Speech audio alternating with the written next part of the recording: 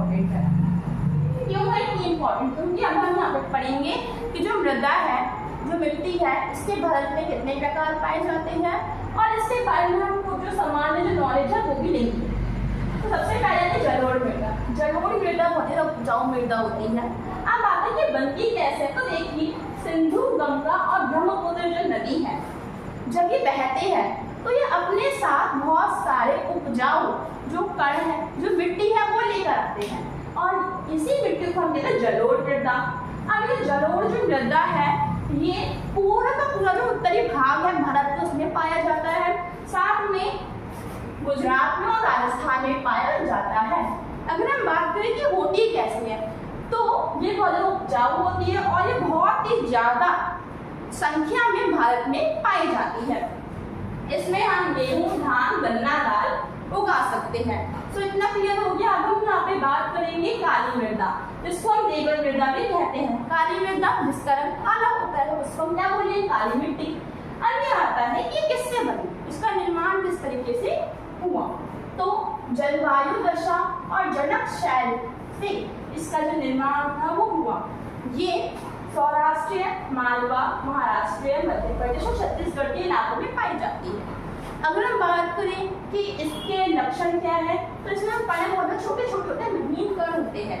ये नमी को इजीली धारण कर सकता है और अगर यहाँ पे कुछ ज़्यादा ही गर्मी पड़ी तो इसमें दरार भी पड़ सकती है।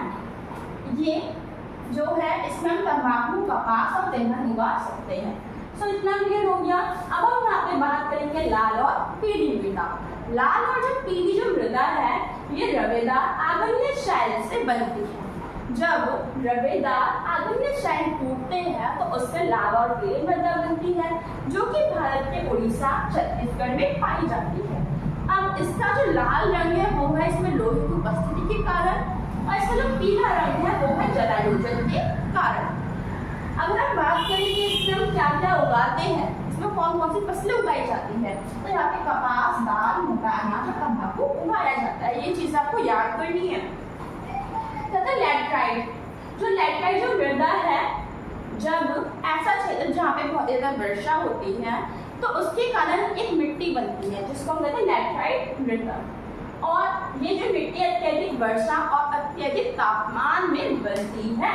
ये भारत के कर्नाटक, केरल, तमिलनाडु, असम, मध्य प्रदेश में पाई जाती है। अगर हम बात करें कि इसके लक्षण क्या है, तो उसमें होम्यूस की बहुत ज़्यादा कमी होती है। अगर हम इसको उच्च तकनीक, खाद और उर्वरक देंगे तो इससे यहाँ पे जो खेती है वो इजीली हो सकती है। यहाँ पे हम चाय, कॉफी, काजू उगाते हैं। अब हम बात करेंगे शुष्क मृदा। तो शुष्क मृदा मतलब कि ऐसी मृदा जो हमारा राजस्थान है भारत का, उसमें हमें रेतीली मृदा मिलती है, रेतीली मिट्टी मिलती है, उसको हम कहते हैं शुष्क मृदा। तो रेत के द्वारा जो शैल अपरदन होता है उससे इस मिट्टी का निर्माण होता है। ये राजस्थान और उत्तरी गुजरात में पाई जाती है। और अगर हम बात करें कि इसके लक्षण क्या है, तो इसका जो रंग है वो लाल और भूरा होता है, आपने भी देखी होगी। और सिंचाई, अगर हम इसको अच्छे से सिंचाई देंगे, पानी अच्छे से इसमें डालेंगे तो ये खेती के योग्य बन जाती है। इसमें मोटा अनाज, मालवा और जो जैसे जो फसलें हैं वो उगा सकते हैं। अब आता है वन या फिर पर्वतीय मृदा।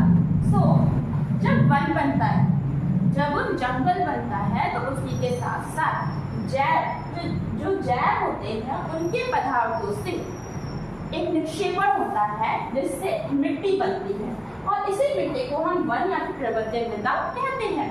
ये भारत के हिमाचल प्रदेश, उत्तराखंड और मेघालय में पाया जाता है। अगर हम बात करें कि इसके लक्षण कैसे होते हैं, दोमट होती है, सिरकदार होती है और इसके मोटे कण होते हैं। इसमें हम फल उगा सकते हैं, मसाले उगा सकते हैं। अब हम तो आई होप कि आपको इतना क्लियर हो गया होगा, ये चीज़ आपको याद करनी थी। मैंने आपको पहले ही बोला था कि इसमें आपको बहुत सारी चीज़ें को याद करनी पड़ेगी। अब हम आते हैं आगे।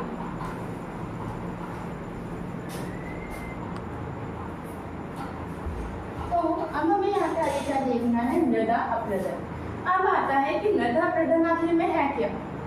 तो देखिए, जब क्या होता है, वन उन्मूलन, अतिचारण, अतिखनन के कारण जो मिट्टी है उसका कटाव होता है और उसका बहाव होता है। मतलब कि जब मिट्टी कटती है और जब मिट्टी बह जाती है तो उसी को हम कहते हैं मृदा अपरदन।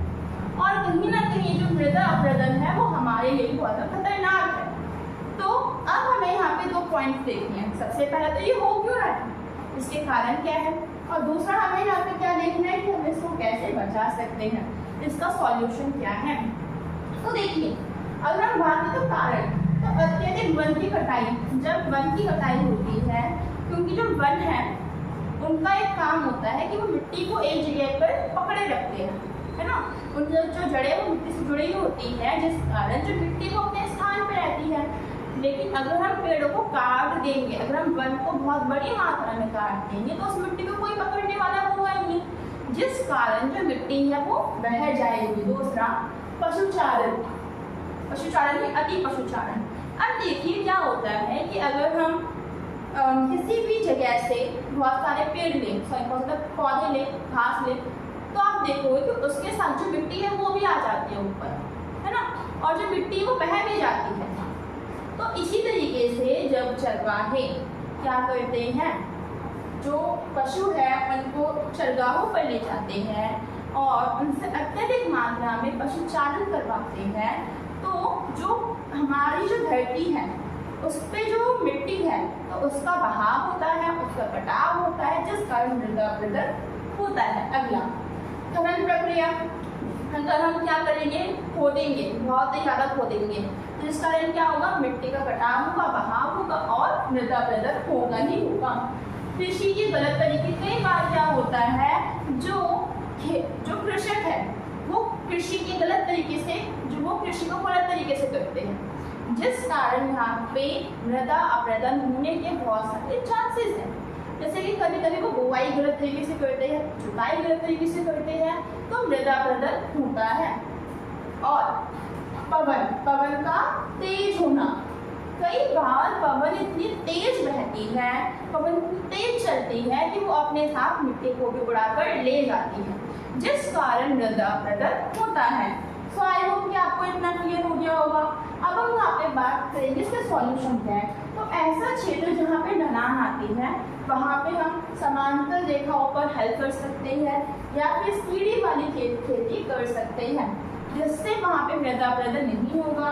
और बड़े खेतों को हमें बांटना चाहिए, उनको बांट कर, जैसे कि ये खेत है तो उनको हमें कई हिस्सों में बांटना है इस तरीके से। और यहाँ पे हमें बीच बीच में पत्तियों वाली घास उगानी है, जिस कारण क्या होगा, जो मृदा अपरदन है वो रुक जाएगा। और मेखला बना सकते हैं, हम वनों को लगा सकते हैं, वनों को जितनी मात्रा में लगाएंगे उतना ही जो मृदा अपरदन है वो रुकेगा। और अति पशुचारण और अति खनन पर हम नियंत्रण करके मृदा अपरदन को रोक सकते हैं। सो इतना सही था हमारा चैप्टर। आई होप कि आपको चैप्टर समझ में आ गया होगा। कुछ डाउट है तो कमेंट बॉक्स में ज़रूर लिखें। तब तक के लिए मिलते हैं अगली वीडियो में।